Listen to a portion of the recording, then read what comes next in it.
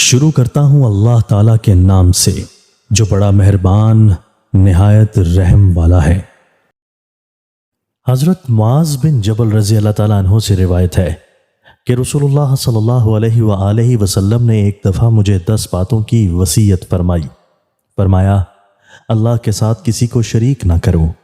اگرچہ تم کو قتل کر دیا جائے اور جلا ڈالا جائے،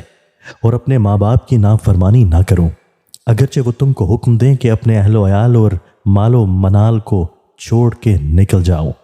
اور کبھی ایک فرض نماز بھی قصدن نہ چھوڑو، کیونکہ جس نے ایک فرض نماز بھی قصدن چھوڑی اس کے لیے اللہ کا عہد اور ذمہ نہیں رہا۔ اور ہرگز کبھی شراب نہ پیو، کیونکہ شراب نوشی سارے فواحش کی جڑ بنیاد ہے، اسی لیے اس کو ام الخبائث کہا گیا ہے۔ اور ہر گناہ سے بچو، کیونکہ گناہوں کی وجہ سے اللہ تعالیٰ کا غصہ نازل ہوتا ہے۔ اور جہاد کے مارکہ سے پیٹھ پھیر کے نہ بھاگو، اگرچہ کشتیوں کے پشتے لگ رہے ہوں، اور جب تم کسی جگہ پر لوگوں کے ساتھ رہتے ہو اور وہاں کسی وبائی مرض کی وجہ سے موت کا بازار گرم ہو جائے تو تم وہیں جمے رہو، جان بچانے کے خیال سے وہاں سے مت بھاگو، اور اپنے اہل و عیال پر اپنی استطاعت اور حیثیت کے مطابق خرچ کرو، نہ بخل سے کام لو کہ پیسہ پاس ہوتے ہوئے ان کو تکلیف ہو، اور نہ خرچ کرنے میں اپنی حیثیت سے آگے بڑھو، اور ادب دینے کے لیے ان پر حسب ضرورت و موقع سختی بھی کیا کرو، اور ان کو اللہ سے ڈرایا بھی کرو۔ حضرت عبداللہ بن بصر رضی اللہ تعالیٰ عنہ کہتے ہیں کہ ایک مرتبہ نبی کریم صلی اللہ علیہ وآلہ وسلم کی خدمت میں ایک دیہاتی آیا اور عرض کیا کہ یا رسول اللہ کون شخص بہتر ہے؟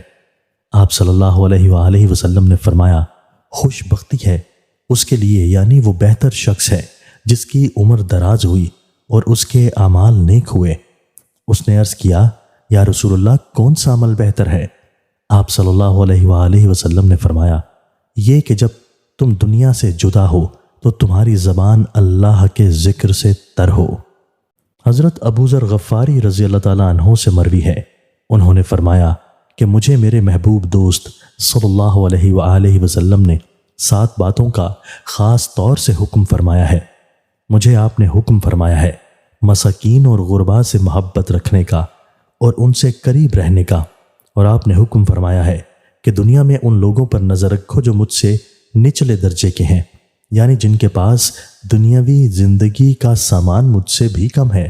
اور ان پر نظر نہ کرو جو مجھ سے اوپر کے درجہ کے ہیں، یعنی جن کو دنیاوی زندگی کا سامان مجھ سے زیادہ دیا گیا ہے۔ اور بعض دوسری احادیث میں ہے کہ ایسا کرنے سے بندہ میں صبر و شکر کی صفت پیدا ہوتی ہے، اور یہ ظاہر بھی ہے۔ آگے حضرت ابو ذر فرماتے ہیں کہ اور مجھے آپ نے حکم دیا ہے کہ میں اپنے اہل قرابت کے ساتھ صلہ رحمی کروں اور قریبی رشتہ داروں کو جوڑوں، یعنی ان کے ساتھ وہ معاملہ اور سلوک کرتا رہوں جو اپنے عزیزوں قریبوں کے ساتھ کرنا چاہیے، اگرچہ وہ میرے ساتھ ایسا نہ کریں۔ اور آپ نے مجھے حکم دیا ہے کہ کسی آدمی سے کوئی چیز نہ مانگوں، یعنی اپنی ہر حاجت کے لیے اللہ ہی کے سامنے ہاتھ پھیلاؤں اور اس کے سوا کسی کے در کا سائل نہ بنوں۔ اور آپ نے مجھے حکم فرمایا ہے کہ میں ہر موقع پر حق بات کہوں، اگرچہ وہ لوگوں کے لیے کڑوی ہو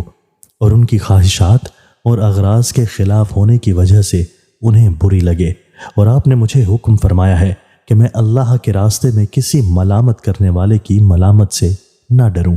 یعنی دنیا والے اگرچہ مجھے برا کہیں لیکن میں وہی کہوں اور وہی کروں جو اللہ کا حکم ہو اور جس سے اللہ راضی ہو، اور کسی کے برا بھلا کہنے کے متعلق پرواہ نہ کروں۔ اور آپ نے مجھے حکم فرمایا کہ میں کلمہ لا حول ولا قوت الا باللہ کثرت سے پڑھا کروں، کیونکہ یہ سب باتیں اس خزانے سے ہیں جو عرش کے نیچے ہے، یعنی یہ اس خزانے کے قیمتی جواہرات ہیں جو عرش الہی کے نیچے ہے، اور جن کو اللہ ہی جن بندوں کو چاہتا ہے عطا فرماتا ہے، کسی اور کی وہاں تک دسترس نہیں۔ دوستو، اللہ تعالی ہمیں ان احادیث مبارکہ پر عمل کرنے اور اپنی زندگیوں کو سنوارنے کی توفیق عطا فرمائے۔